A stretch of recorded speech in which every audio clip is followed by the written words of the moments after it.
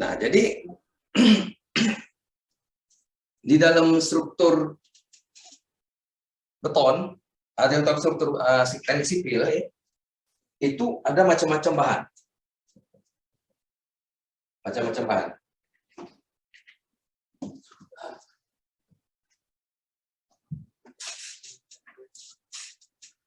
Ada macam-macam bahan, yaitu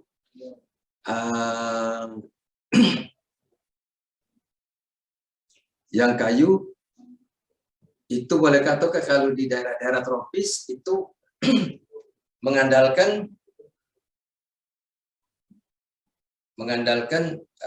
bahan-bahan kayu ya, seperti di Indonesia, Brazil, daerah tropis lah ya.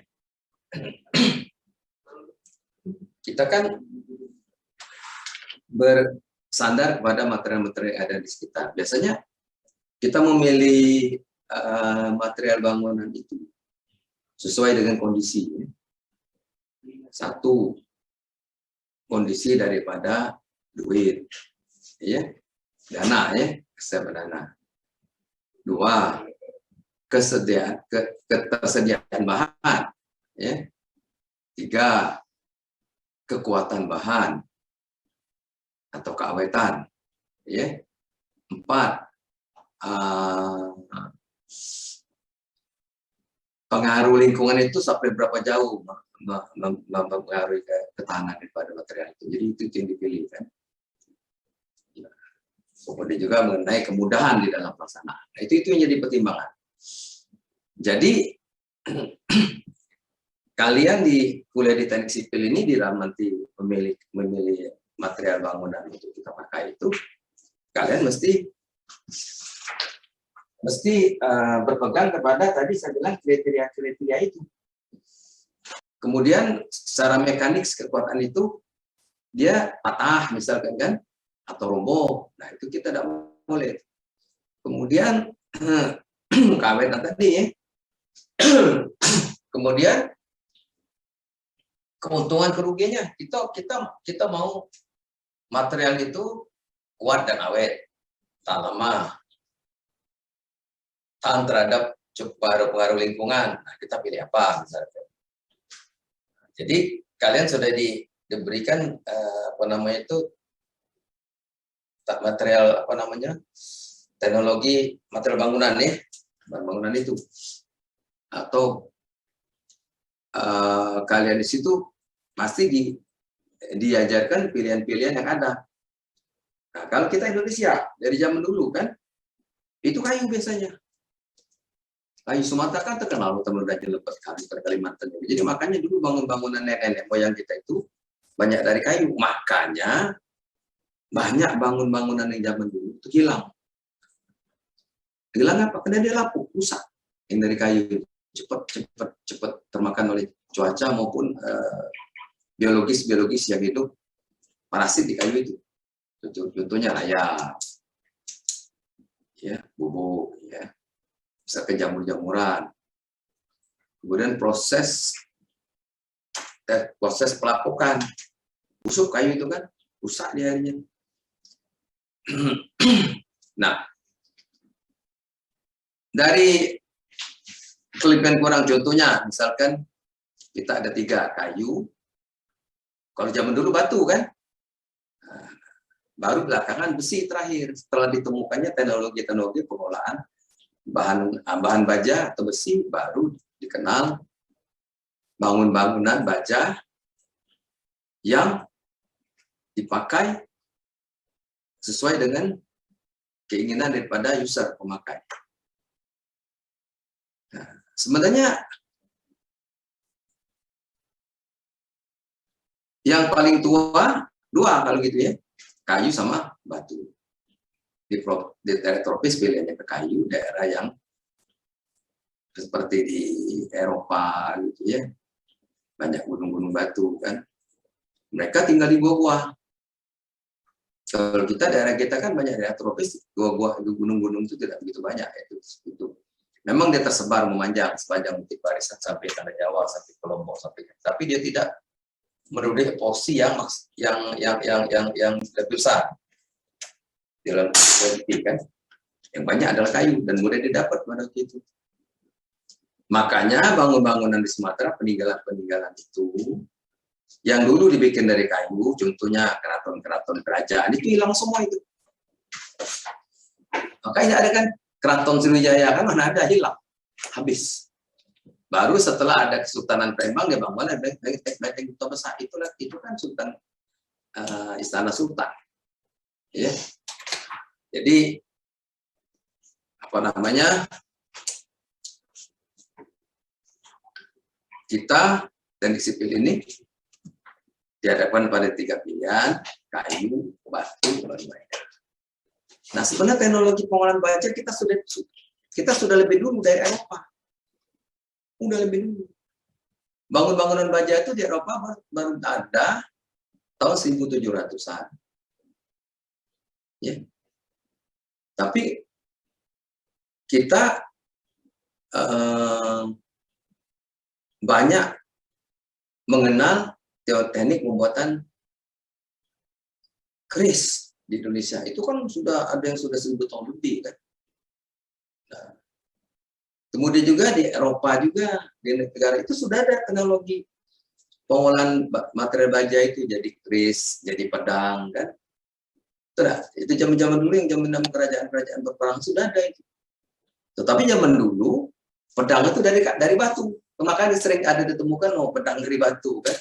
Alat-alat memotong untuk rumah tangga, pisau dari batu, cangkol dari batu, zaman batu kapak dari batu, zaman batu itu. Sangat tua. Nah, sekarang dari 3 macam bahan itu,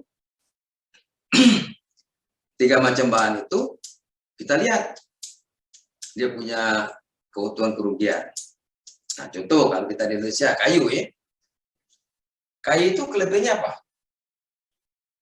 Nah, satu, dia punya berat, kan dia paling ringan dibandingkan batu sama baja. Jadi mudah untuk dikerjakan, dipotong-potong, dibentuk. Kemudian pada zaman dulu kayu itu murah, sangat murah dibandingkan beton sama baja. Kemudian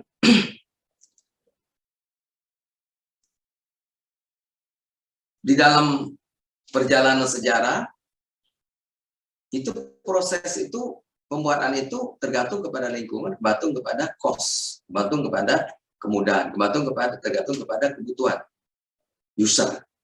Ya.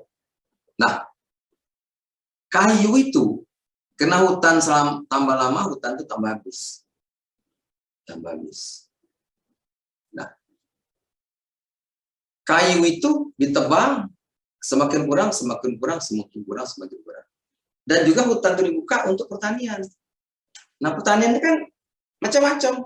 Tadinya hutan lebat, kayunya lebat, kita mudah untuk mendapatkannya, dijadikan kelapa sawit yang jaraknya sudah diatur.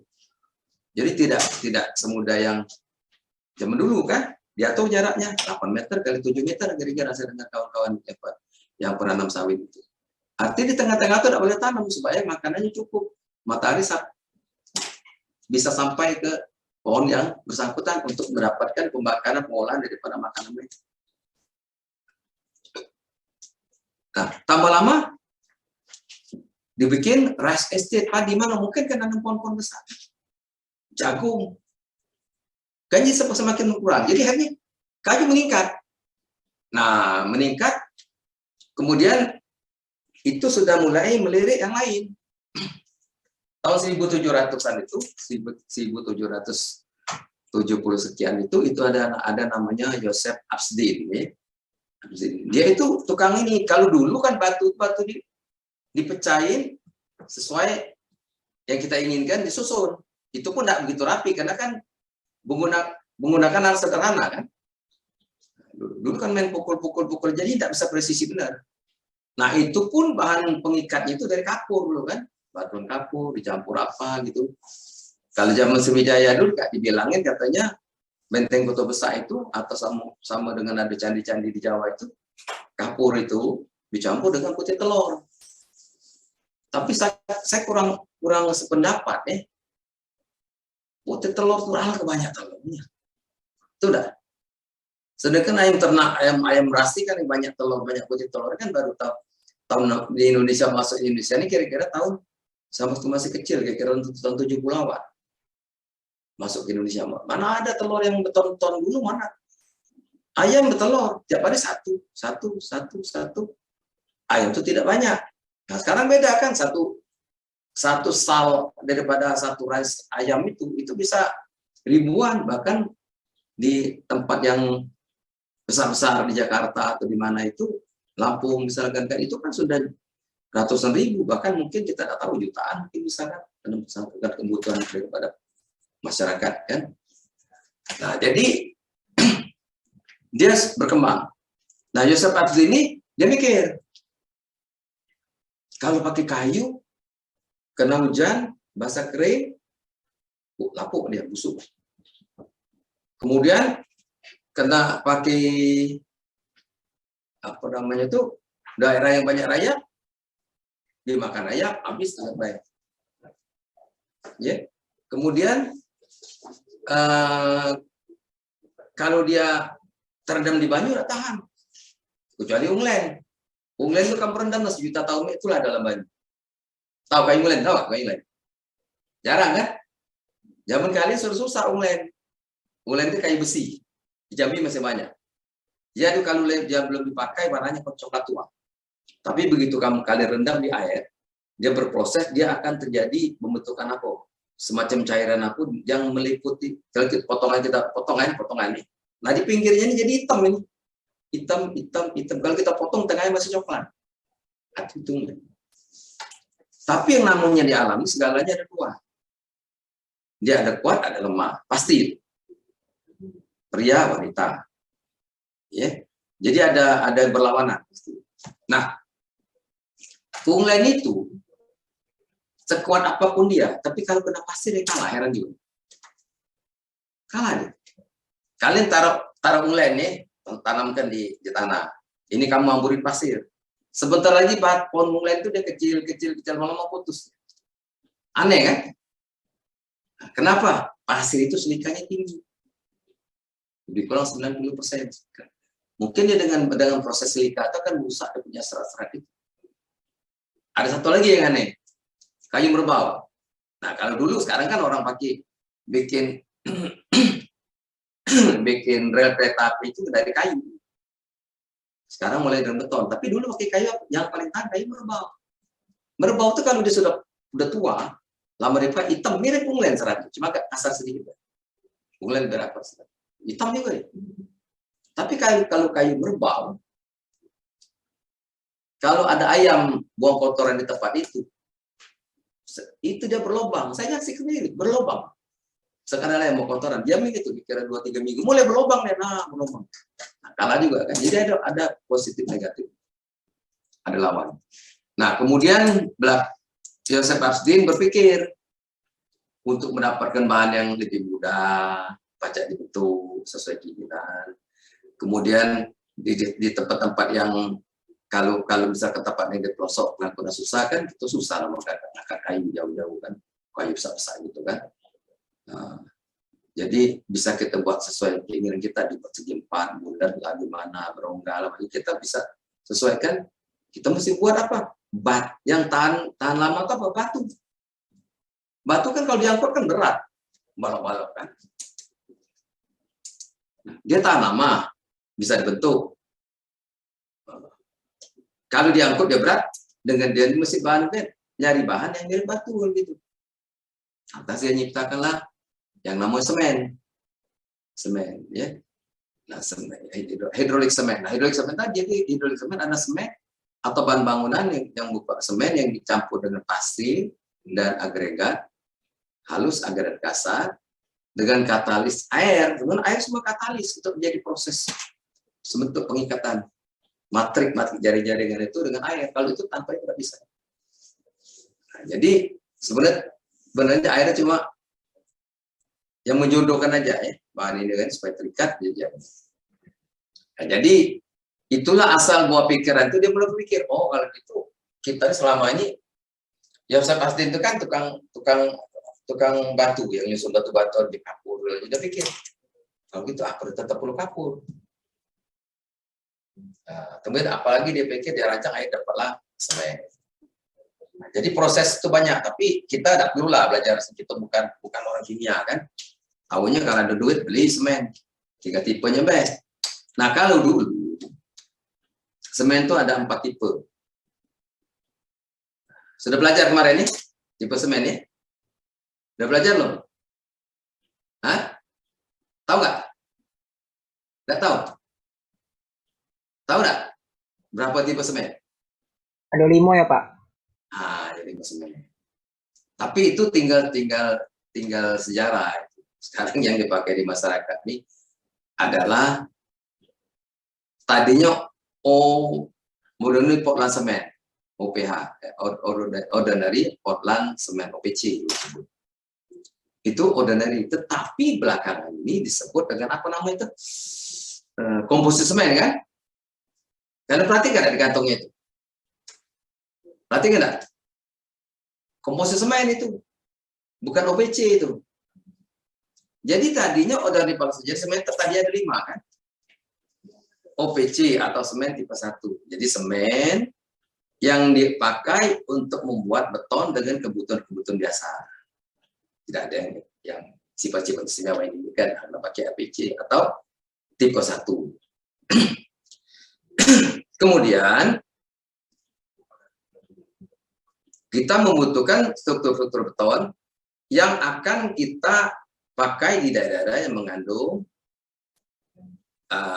garam-garaman atau fosfat sulfat rendah, seperti daerah-daerah yang ada di daerah Banyuasin gitu kan, atau di daerah tambang-tambang minyak, timbangan ada kan ada bikin pengolahan limbah. Nah, itu kan pakai semen tipe 2 OPH. Jadi pakai tipe 2.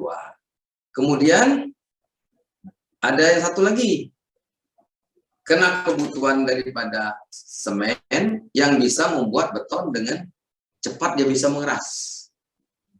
Karena kita di jalan-jalan jembatan apa di gorong-gorong apa yang dibutuhkan semen ini cepat keras, sehingga mobil bisa lewat, ya bisa lewat, bisa cepat dipakai. Nah, sebetulnya dia itu semen tipe 3, tipe 1 itu sama, tidak beda, cuma dia digiling lebih halus, 2 kali lebih halus. Nah, itu namanya high early strength. Early itu cepat, strength itu keras. High early strength. Nah, kemudian lagi, kalian ingat itu, ingat. Kemudian karena kita di dalam pekerjaan kita membutuhkan mesh produk semen yang dipakai untuk membuat beton-beton besar kan. Jadi di dalam jumlah besar dan dimensi yang besar. Nah, kalian tahu nggak itu beton itu di luar dan di dalam dia punya temperatur berbeda. Nah, mengapa beton itu keras? Dia sudah terjadi dehidrasi. Hidrasinya, hidronya, air itu melepaskan oksigen kan, H-nya juga sebagai jadi dia sudah mengasar sebagian dilepas, itu menimbulkan panas. Jadi kalau sebenarnya betonnya kecil-kecil pun dalamnya panas, bisa di dalam kita temperatur udara, jadi ada sedikit lah panas mungkin sekitar 32, sekitar 36, 37, 38 lah. Tapi karena dia masih mengandung air, lambat dia dipanaskan, ditiup angin lagi di luar kan. Temperatur udara di luar kira-kira 28, 29 sekitar itulah. Tapi ternyata di dalam berproses terus ini. Belum kering ya proses. Dia panas. Sampai 50, 60 bahkan sampai 70, 80 jadi. Nah, kalau ini kita tidak cari solusi untuk mengatasi panas ini, sedangkan di luar sudah dingin, 30, 28, ini masih tinggi, ini kan menguai kan. Nah, sedangkan di luar sudah ngering kan, mulai dari uapnya mengkerut. mengkerut. Bagian luar ini, sisi luar mengkerut. Sedangkan ini masih mengembang, masih proses jalan terus. Maka terjadi retak-retak. Nah, itu merusak beton. Merusak beton. Nah, ini tidak diinginkan. Nah, untuk mencegah temperatur itu rendah, tetap rendah, tidak begitu tinggi, terjaga temperaturnya, kita pakai semen apa? Tipe 4. Low heat of hydration. Jadi, temperatur rendah pada waktu jadi hidrasi. Tipe 4 itu. Nah, kemudian lagi, di dalam pemakaiannya, kita ketemu tempat-tempat yang dia punya sifat tinggi. Seperti di dermaga-dermaga laut, bukan sungai, laut. Nah, kalau dia tidak pakai semen khusus, itu akan rusak, betonnya akan rusak, keropos, dia berkarang-karang, gitu rusak. Ada nanti, kalian lihat ya, yang terjadi pengkeroposan beton di dermaga-dermaga, lihat aja di YouTube, cari itu ada. Dia berkarang-karang, keropos-keropos. Nah, dia begitu berkarang, dia mengembang, pori itu terbuka kan? Pori-pori terbuka, air laut intersepsi masuk, rusak tulangan, karat, ya. Nah, itu. Itulah makanya diperlukan semen tipe 5. Tetapi di dalam perjalanannya ternyata semen-semen yang konvensional ini mahal untuk kita pakai. Mahal ya. Mesti tambah bahan kimia, kemudian airnya untuk kebutuhan-kebutuhan khusus. Kalau saya lihat, kalian pakai ini aja lah, struktur beton ini. Buku struktur beton istimewa di Posodo. Ini buku ini saya tidak bilang dia sempurna, tidak. Ya. Ada buku-buku lain yang mungkin lebih banyak. Tapi buku ini setahu saya dia paling mudah untuk dipelajari. Dia langsung ambil sampel ya. Kalian bentang sekian kami itu. Ini tebal beton baloknya berapa, tebal baloknya, tinggi lebar balok gitu. Kemudian pelat gitu, pelat. Itu kolom. Jadi ini paling simpel ini buku. Cuma kadang-kadang ada salah kali-kali itu ada ya. Kemudian ada lagi yang dia pakai yang pakai 90% dulu, dipakai dia punya besi dulu, baru ini waktu tulangan lengkap. Saya tidak pakai itu, saya tinggalin. Kita pakai yang sederhana aja, jangan kali-kali lagi. Nah, itu bedanya. Jadi kalian ini ada yang sudah punya loh, istimewa di Posodo? Belum?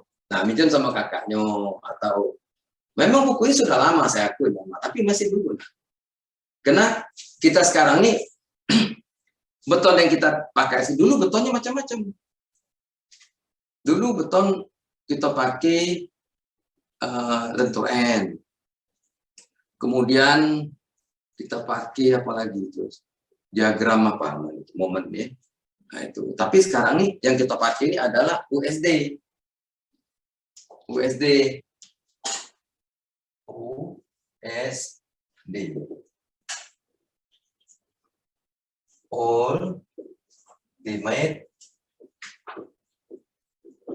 Strength Design.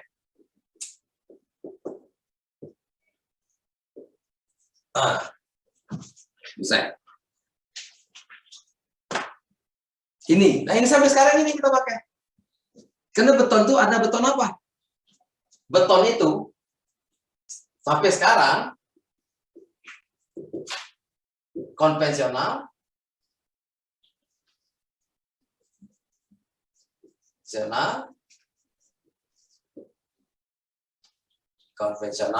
konkret.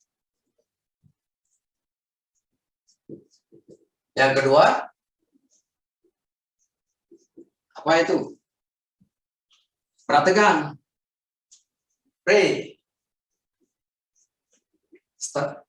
stress,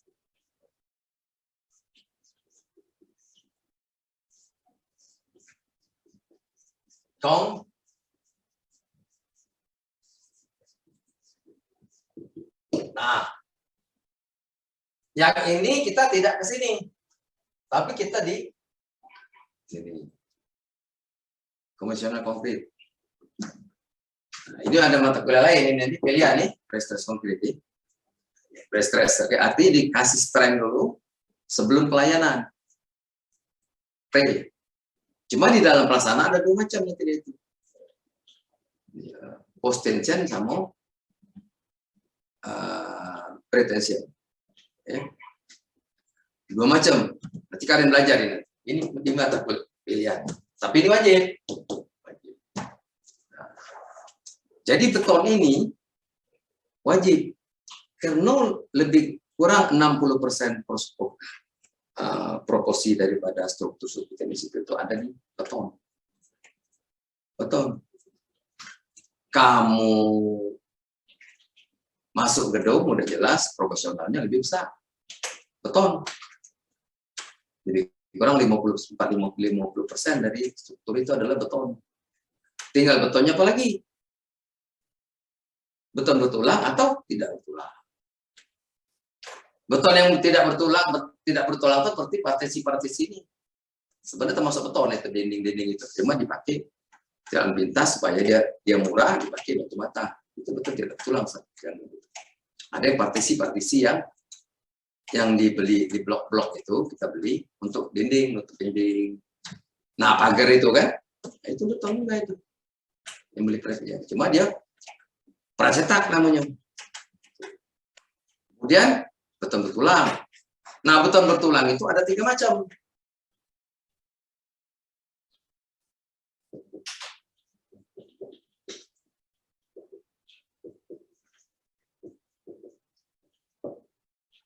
Nah, ini yang ini kan?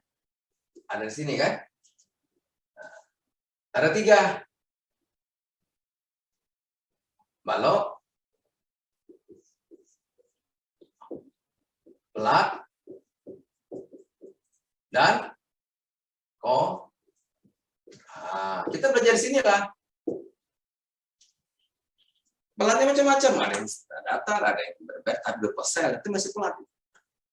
Pasti ketemu balok, pasti ketemu pelat, pasti ketemu balok. Nah, 3 macam ini. 3 macam. Jadi kalian nanti beton ini kalian pakai begini, Ini boleh kalian boleh kalau kalian senang silakan, itu bagus. Tapi paling simpel standar ini saya pakai untuk mempermudah. Karena di dalam ini ada beton bertulang, pelat, balok, dan kolong. Kemudian ada prategang. Saya kan belajar prategang juga, saya kan beda di sini. Beton prategang. Ada lagi bukunya lain prategang, tapi yang ini lebih simpel ya. Nah kemudian nanti kalian itu ada lab. Sudah turun masuk lab belum? Sudah lab beton, sudah belum? Laboratorium beton belum kan? COVID sudah belum? Nanti ada bikin beton, kalian diajar bikin beton, bagaimana ngetes, sudah bikin loh. Ada enggak? Oh, sudah bikin beton, sudah diajarin. Oh. Jadi nanti saya kasih cara ngitung kotakan beton bagaimana. Sampel beton itu ada yang bulat 15 kali 30 atau 10 20. Itu dianggap sama lah, masalah. Tidak ada. Tapi kalau dia segi 4 kubus mesti dikonversikan. Nah, itu. Ibaratnya kalau kita pakai kubus, waktu kita tes, dia bisa punya kekuatan 300. Tapi kalau kita pakai yang bulat, dia cuma 0,82 kali 300 kali berapa? 0,82 kali 300 kira 240-an cuma dapat kalau dia bulat. Yang segi 4 lebih kuat. Lebih kuat.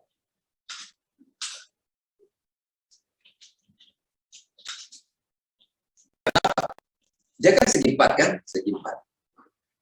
Kali ini bulat gini. Jadi bidang kontak untuk menahan ditekan dia kan terjadi, dia begitu tekan dia yang memendekkan, yang ini cenderung untuk bergerak keluar, baru ini pecah. Ngapu dia baca lebih kuat segi 4. Karena bidang kontak itu. Nah, ini 15 kali 15 kan? 15. Bidang kontak ini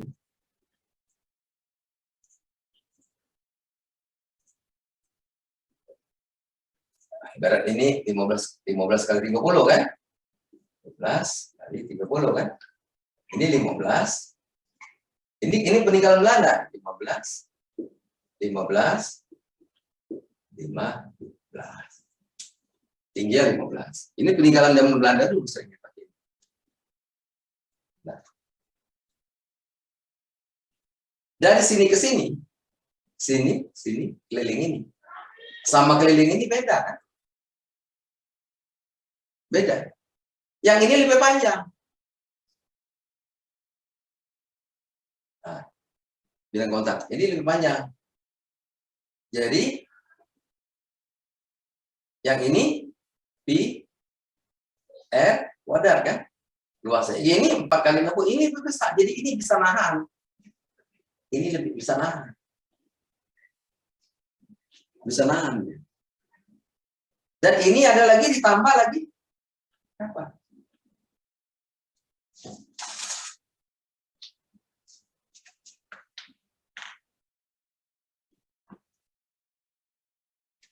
Bentar ya.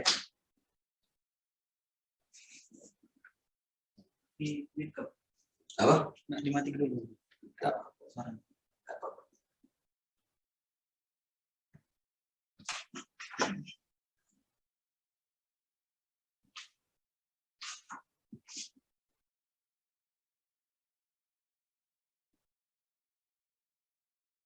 Bentar ya, ada sedikit.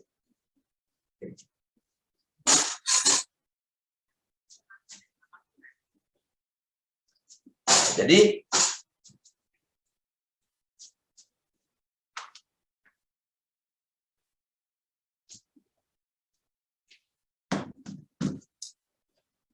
dia kan beton itu begitu ditekan nih, tekan ya, P kan, dikali luas kan, ini luasnya sini, cuma begini luasnya. Tapi beton ini ada lagi begini, nah ini ada lagi tambahan ini, nah ini ada lagi, nah jadi yang segi batu lebih kuat menahan daripada yang bulat. Ini kan begini kan luasnya kan, ini ditambah ini tambahin 4 kali ini. Nah itulah kejadian di situ. Makanya kalau ini kita nanti dapat FC yang segi 4 sama dengan 1 lebih kurang 1,2223 daripada FC yang bulat, atau FC bulat sama dengan 0,82 FC yang segi 4. Karena ada ini. Nah, itulah nanti kalian ketemu, saya ajarin lagi ngitungnya itu. Jadi di sini nanti kalian ketemu namanya, kalau kalian yang kami ini boleh catat ini ya. Boleh catat nih, karena kamu tahu ini saya langsung ajarin aja. Jadi sebenarnya sema beton karakteristik sama dengan 1,46 S. Bisa lihat nih, ya. Nah S ini deviasi standar. S sama dengan akar daripada sigma beton 1 min sigma beton rata-rata padat plus sigma beton 2 kurang sigma beton 2 rata-rata padat plus sampai ke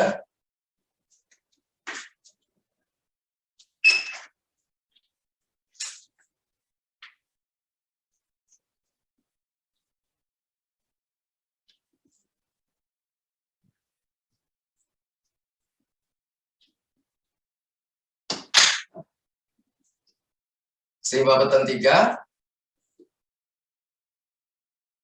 sigma beton rata-rata, kuadrat, bla bla bla. Jadi sigma beton N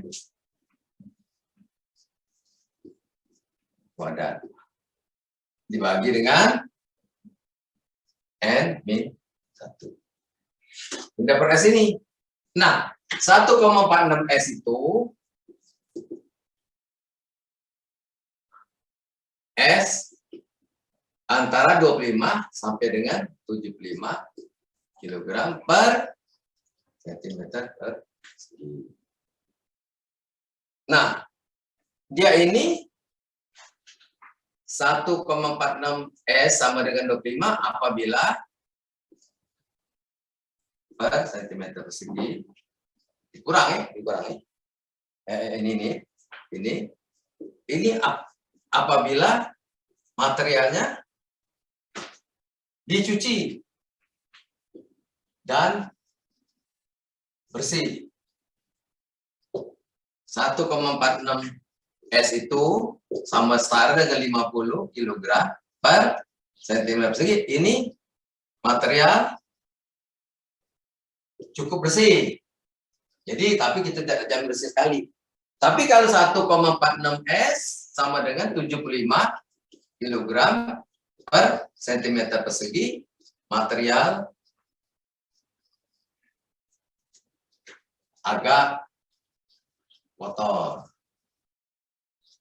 Jadi kalau kita yakin dia ini bersih, cuci material bersih sama sekali, kita pakai ini. Jadi 1, sigma beton rata ada dikit. Sigma beton rata-rata dikurang 1,46 S. Nah, ini kuat tekan beton rata-rata.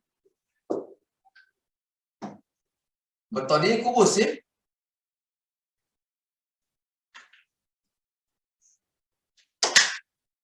Kubus beton. Beton rata. Misalkan dia ada sigma beton 1, sigma beton 2, sigma beton 3. Total kan? Sigma beton rata-rata, sigma beton 1 tambah sigma beton 2 tambah sigma beton 3 dibagi dengan 3.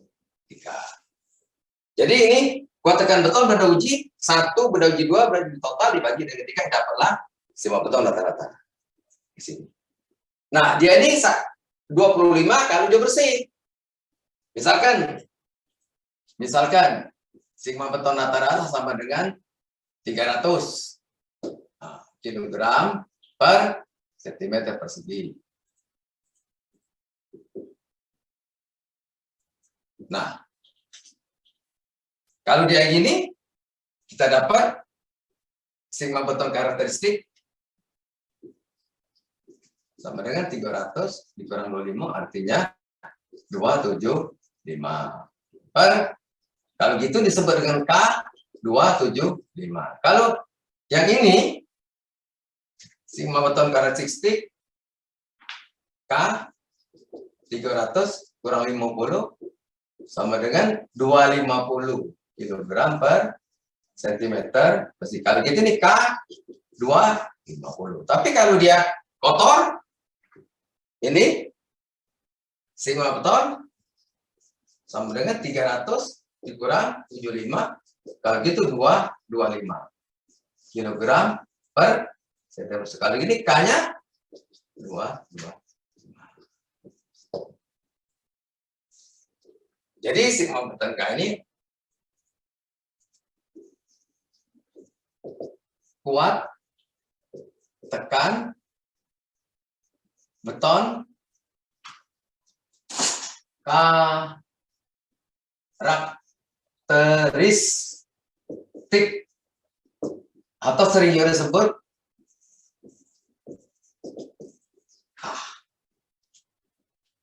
sering ada sebut K250, K27. Tetapi kalau dia sering disebut FC 25 MPa,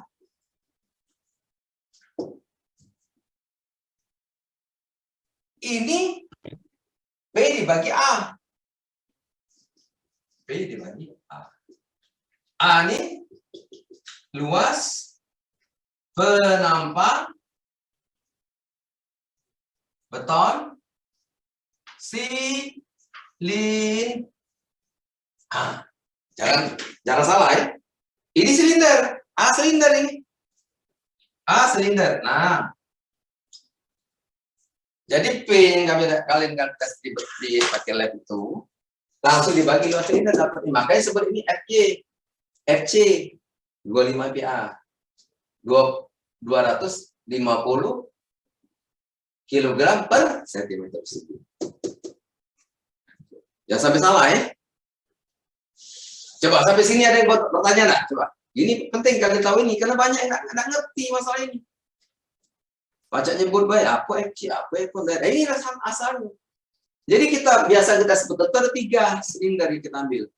Sigma beton 1 dikurang sigma beton rata-rata kayak ini ya, rata-rata kan? Sigma beton rata-rata ini. Ini adalah kubus 1, kubus 2, kubus ini total dibagi dengan 3. Sigma beton 1, sigma beton 2, sigma beton 3 dibagi dengan 3.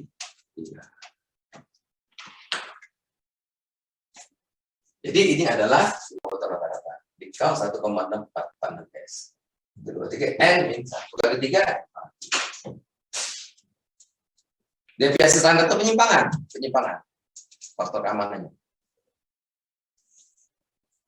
Jadi sekarang kalian bisa ngerti ini. Kalau ini silinder ini. Yang pakai FC ini. Nah, kita sekarang sudah banyak ngarah ke sini. Ngarah sini.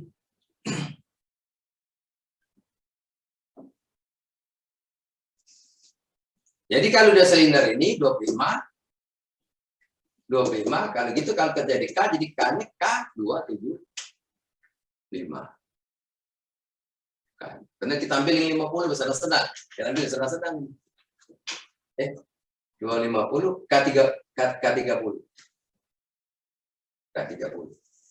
K300. Ada pertanyaan enggak? Pertanyaan?